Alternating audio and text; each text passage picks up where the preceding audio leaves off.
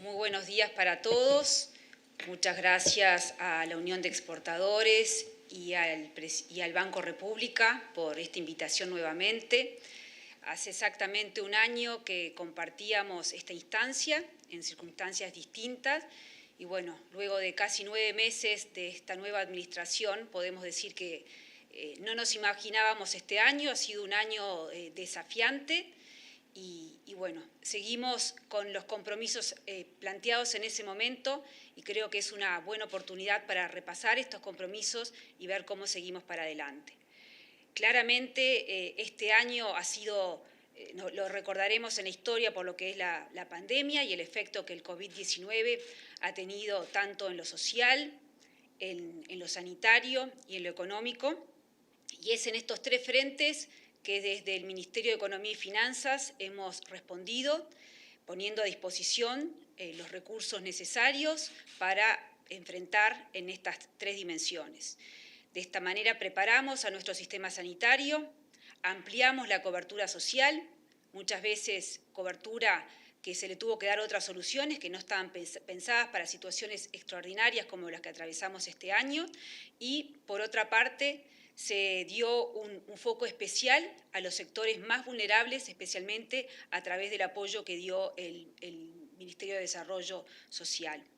Por otra parte, pusimos a disposición una serie de medidas para atender los aspectos económicos, de vuelta haciendo hincapié en los trabajadores y en las empresas más vulnerables, las pequeñas y medianas empresas.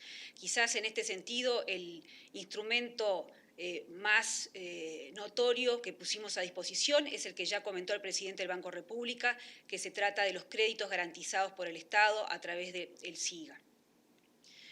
Hoy estimamos que vamos a cerrar con un gasto asociado a la pandemia que nosotros en realidad el Poder Legislativo, el Parlamento todo, en un acto en que con mucha responsabilidad todos nuestros parlamentarios votaron la creación del Fondo Coronavirus.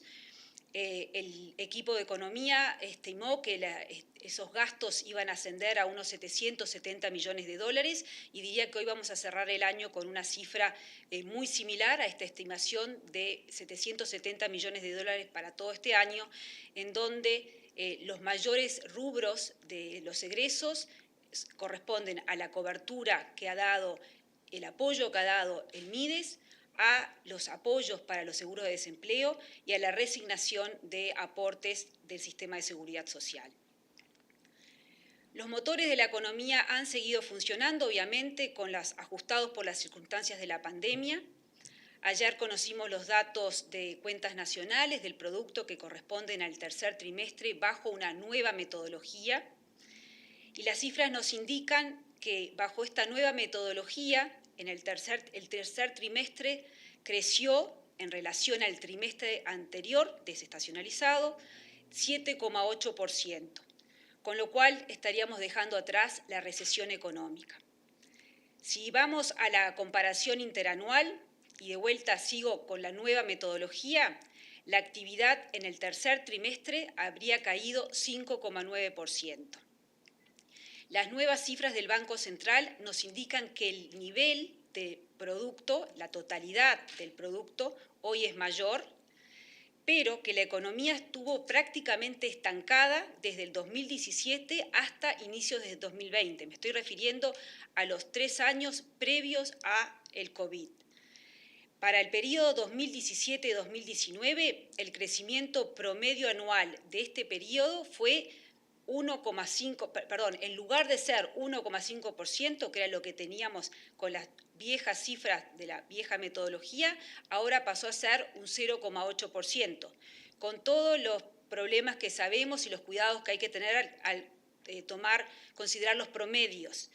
Pero si consideramos el crecimiento acumulado en ese periodo, vemos que la diferencia de crecimiento con la nueva metodología es de 2 puntos porcentuales. Estos datos con la nueva metodología nos indican que la caída del PIB podría estar en el entorno de 5,5% para el 2020, para este año. Nuestra estimación del equipo económico de caída para este año con la vieja metodología, aquí es difícil la comparación, esa estimación estaba entre el 3,5% y 4%, esto fue la cifra que hace 2 días aquí mismo mencionaba en una conferencia de prensa, y hoy, a la luz de los datos que salieron ayer, creemos que la caída con la vieja metodología estaría más cercana al 4,5% para este año. Pero falta que el Banco Central publique lo que serían las cifras de este trimestre, del tercer trimestre que publicó ayer, pero con la vieja metodología, y también lo que será toda la caída del 2020 con la vieja metodología. Y disculpen si hay entrevero con la nueva y vieja metodología, pero luego de muchos años, finalmente, ayer el Banco Central publicó esta nueva metodología y creo que es bueno ajustar nuestras estimaciones, pero centrarnos, enfocarnos en cuál era la metodología que teníamos hasta el momento para evitar problemas con la comparación. La lucha contra la pandemia claramente ocupó buena parte de nuestro tiempo en este año, en los meses que están transcurriendo, pero no por eso hemos dejado de lado las reformas estructurales que el país necesita y que en la reunión del año pasado comentábamos.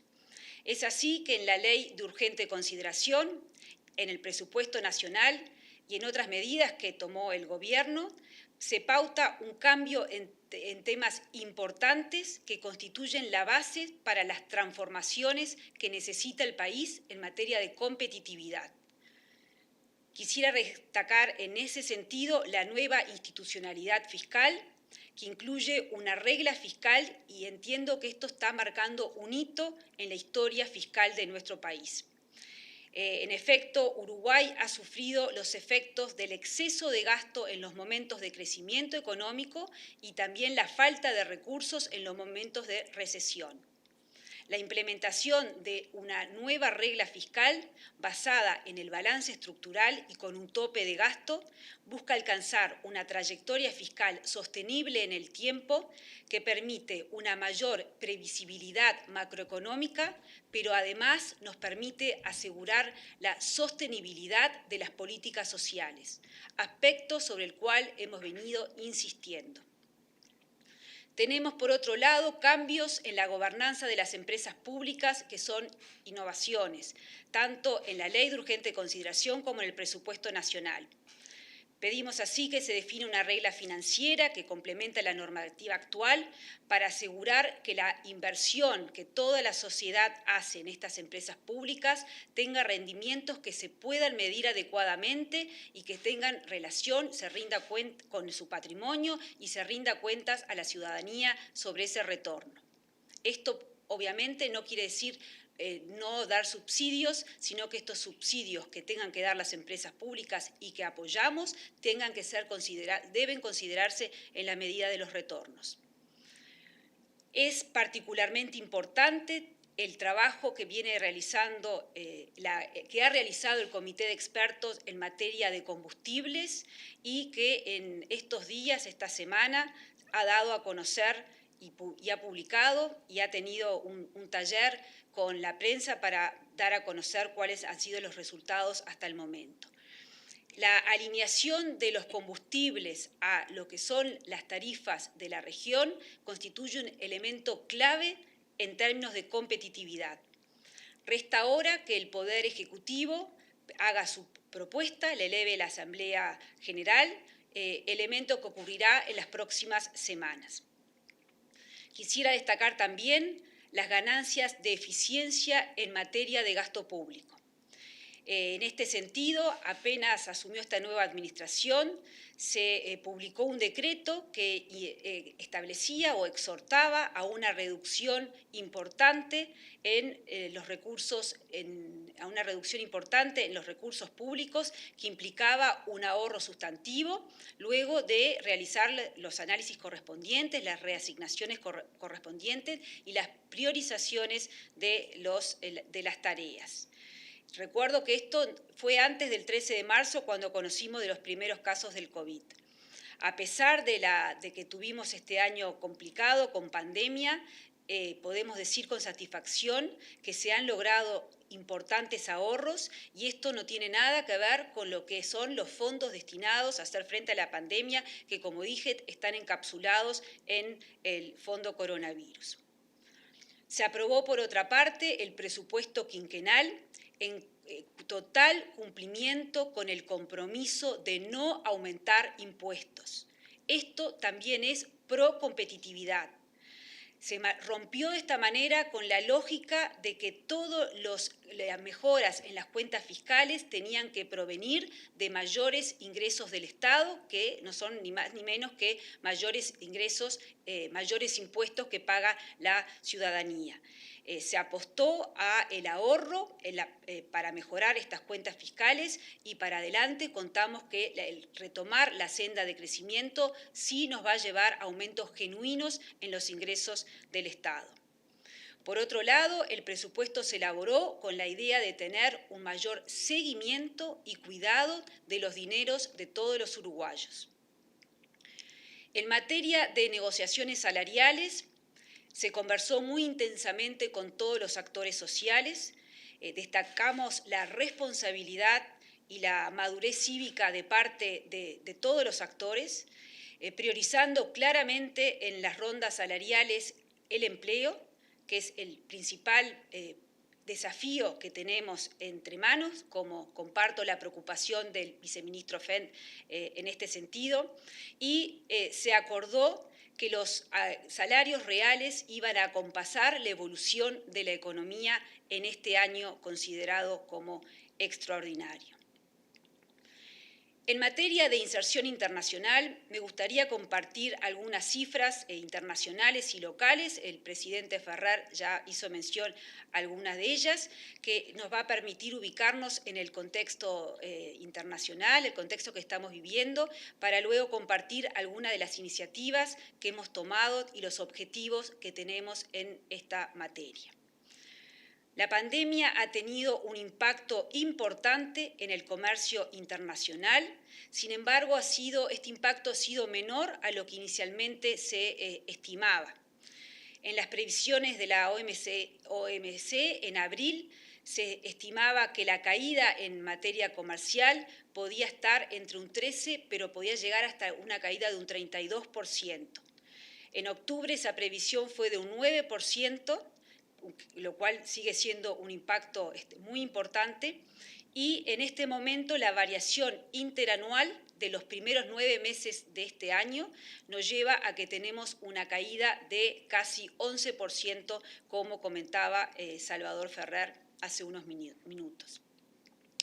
Podemos decir que a fines de noviembre parte de las medidas excepcionales sobre el comercio, tanto las restrictivas como de liberalización, han sido eliminadas.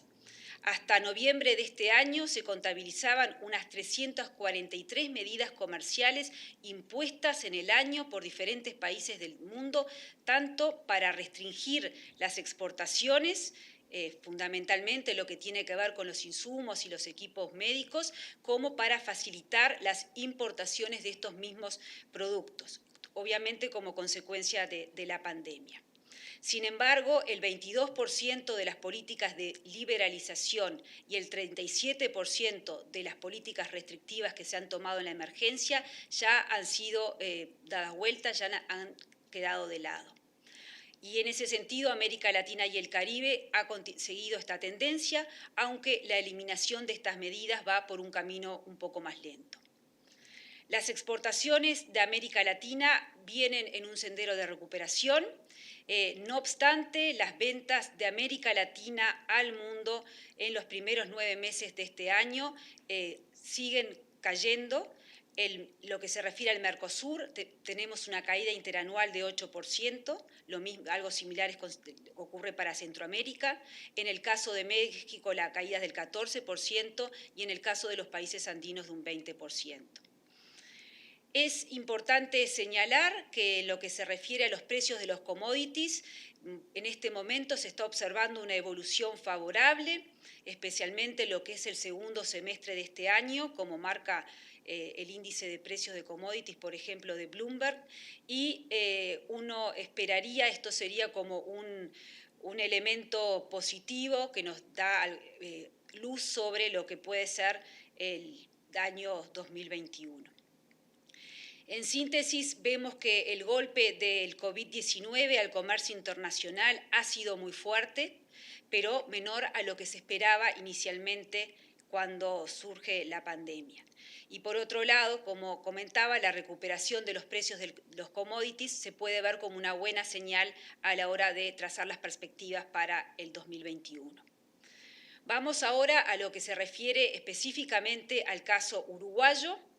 Y ahí la información que tenemos preliminar a noviembre es de unas exportaciones que tienen un descenso de 2,5% en el mes de noviembre, las exportaciones excluyendo lo que son las zonas francas, ubicándose en el nivel de 600 millones de dólares. Si vemos lo acumulado en el año, las exportaciones habrían alcanzado unos 6.300 millones de dólares. Esto implicaría una caída de 10,5% respecto al mismo periodo del año anterior. Algunos productos se destacan por su incidencia negativa, como la soja y la carne, y en lo que se refiere a la incidencia, una evolución positiva, se destaca el arroz. Y entre los principales destinos continuamos teniendo al mercado chino y al mercado de la República Hermana de Brasil. Creo que es importante recordar que Uruguay parte de una situación de vulnerabilidad comercial importante.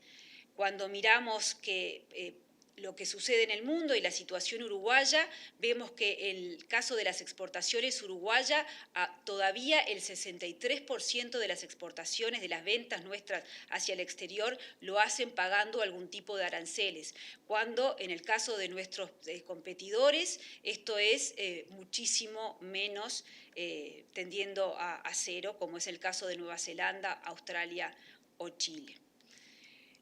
En este panorama mundial y regional, Uruguay, esta administración, definió una nueva estrategia de inserción internacional que me gustaría comentar brevemente, que entendemos que es clave para mejorar la competitividad de nuestras exportaciones y sobre la cual hemos venido trabajando. En primer lugar, hemos dado una nueva institucionalidad en materia de política comercial. Diría que el Ministerio de Economía y Finanzas retoma un rol protagónico en la política comercial junto con la Cancillería. Esto entendemos que no había sido el caso en la administración anterior. Y por otro lado, hemos venido trabajando en una muy clara coordinación y división de tareas, no solo con la Cancillería, sino con los ministerios sectoriales, en una coordinación, articulación en lo interno con el Ministerio de Industria, con el Ministerio de Ganadería y con otros ministerios involucrados, que está liderado por el Ministerio de Economía y Finanzas, y en un relacionamiento hacia el exterior liderado por la Cancillería en su rol de negociador internacional. Quisiera repasar algunas acciones concretas vinculadas al comercio exterior que hemos llevado adelante en este año. En primer lugar, mencionar cuáles han sido las medidas de impacto, de coyuntura que se han tomado para aliviar y facilitar el comercio en esta situación de emergencia sanitaria. Destaco algunos elementos, como la creación del régimen especial de importación para productos prioritarios en la emergencia sanitaria. Esto basado en la lista de productos que muy tempranamente en marzo autorizó y publicó el Ministerio de Salud Pública. La prórroga por un año en la tasa especial de devolución de tributos para los sectores con mayor caída de la demanda internacional. Esto se hizo en el mes de mayo. En junio se prorrogaron los vencimientos de las admisiones temporales industriales. Se prorrogaron también por un año los vencimientos de la permanencia de las mercaderías en los depósitos fiscales. En abril, la Dirección Nacional de Aduana aceptó la copia de los certificados de origen, algo que tendría que ser lo natural, pero así no operaba, en lugar de tener que trabajar con los documentos originales. En el presupuesto nacional, la Dirección Nacional de Aduanas propuso a través del Poder Ejecutivo, el Ministerio de Economía y Finanzas, varios artículos que en la mañana de ayer repasábamos en ocasión de las cuartas jornadas de Derecho Aduanero.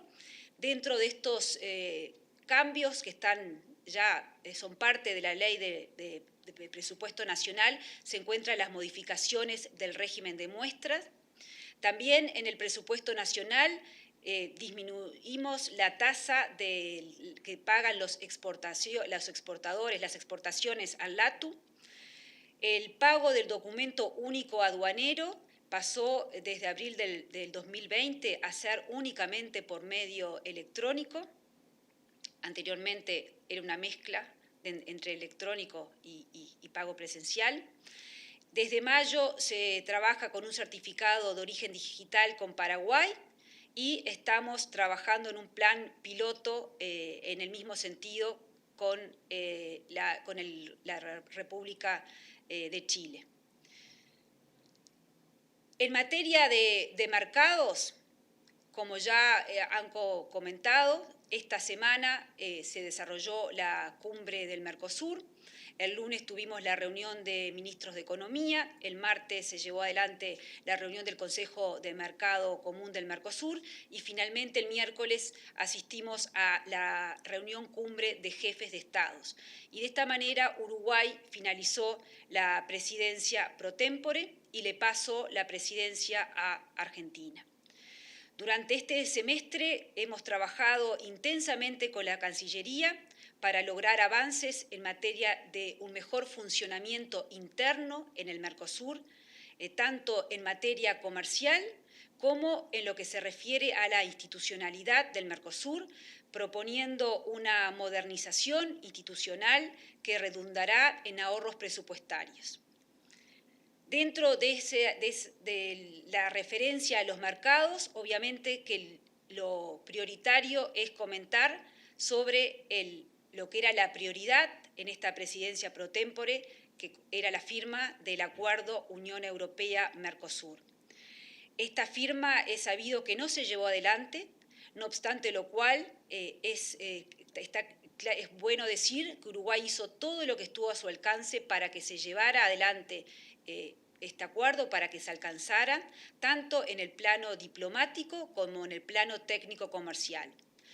Lo mismo fue llevado adelante por los Estados partes y el viceministro Fent fue claro en esta materia en los avances de Brasil.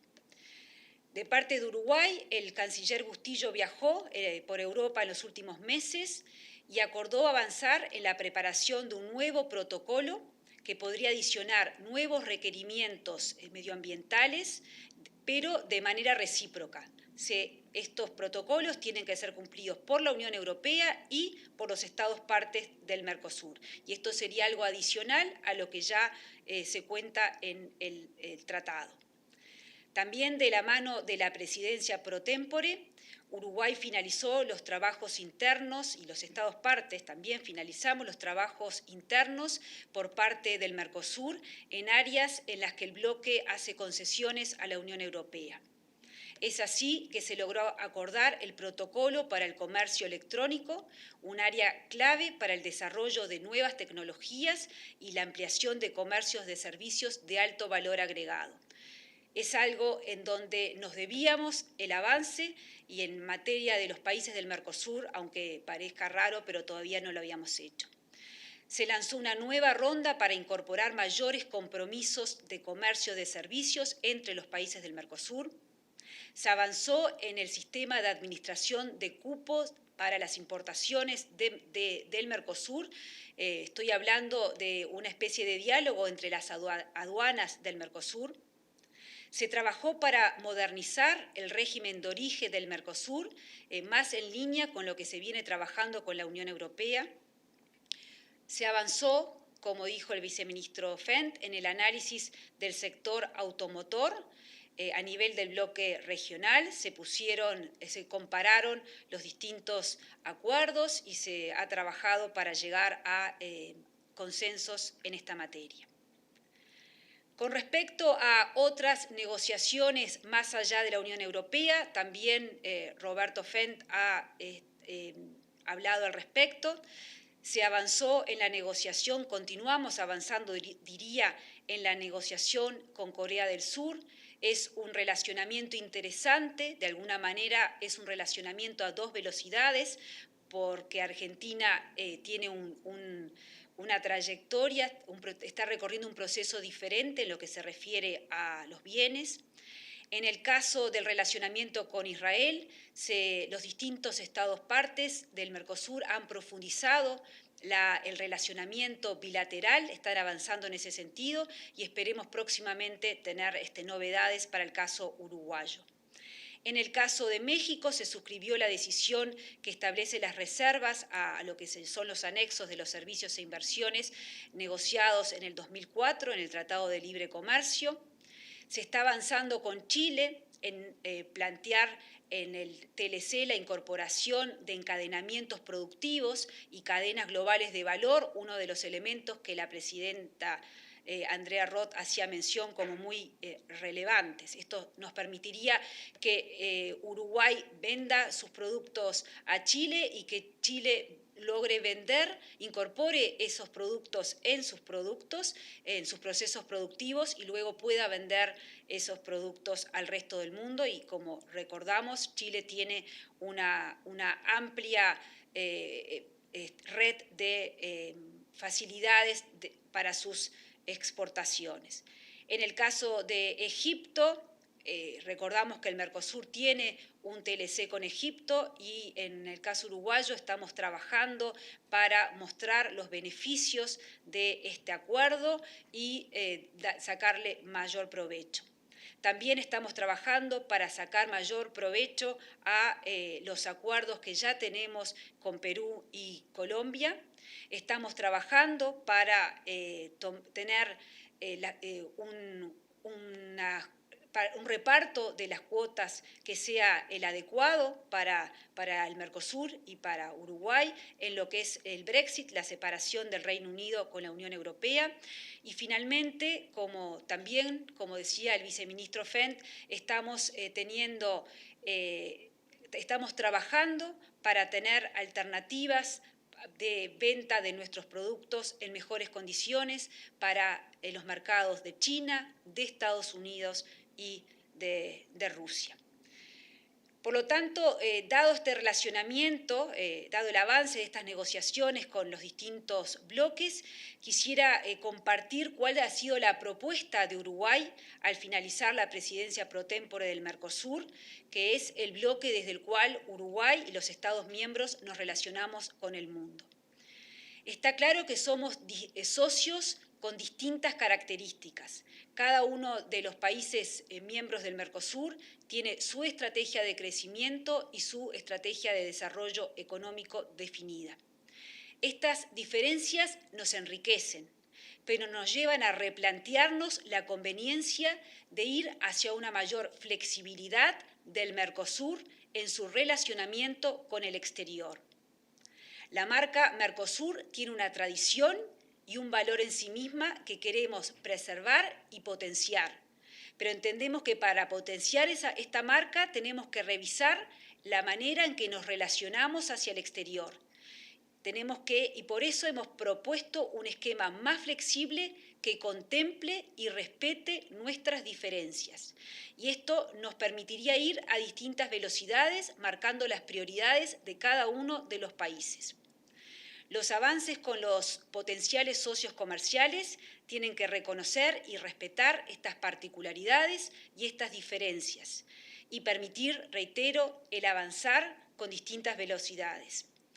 Acá no hay una talla que nos quede bien a todos los socios y tenemos que ir a lo que se ha llamado una indumentaria diplomática a medida del cuerpo de cada uno de los socios del Mercosur. Entendemos que en este sentido el contexto de la crisis sanitaria y económica que estamos atravesando es un momento oportuno para avanzar hacia un Mercosur más flexible, más realista y más efectivo para nuestras exportaciones. Andrea Roth, la presidenta de la Unión de Exportadores, mencionaba que los exportadores quieren más tratados de libre comercio. Agrego que los exportadores quieren mayores resultados para poder exportar sus bienes en mejores condiciones. Y eso es lo que nos va a permitir, en definitiva, tener un mayor crecimiento económico y tener un mayor bienestar para toda nuestra población. Quisiera finalizar saludando a cada uno de los exportadores del Uruguay y a cada uno de los potenciales exportadores. Ojalá que en ese sentido muchas pymes se unan y que al sector exportador. Agradecerle a todo el sector exportador por seguir funcionando este año, por haber mantenido los motores de la economía funcionando a pesar de los desafíos y de los problemas que hemos enfrentado este año. Y bueno, y desearles a todos un muy buen 2021. Tenemos la convicción de que va a ser un mejor año y que vamos a enfrentar la recuperación económica todos juntos.